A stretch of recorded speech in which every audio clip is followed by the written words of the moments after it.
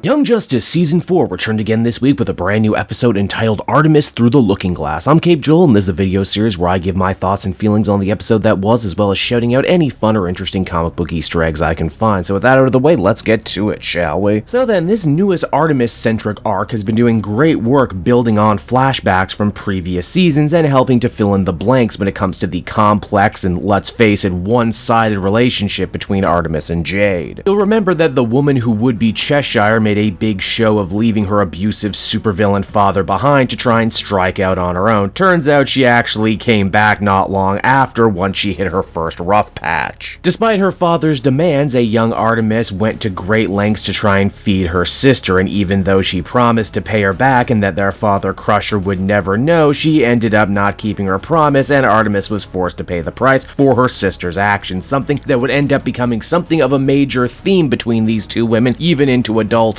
You know, even though these flashbacks are super sad and brutal, I did kind of smile when I saw that little Artemis's arm cast is tiger themed. We also see Cheshire give her sister an English copy of the famous Vietnamese book Dumb Luck, a bitter satire that rails against the modernization in Vietnamese culture during the colonial era.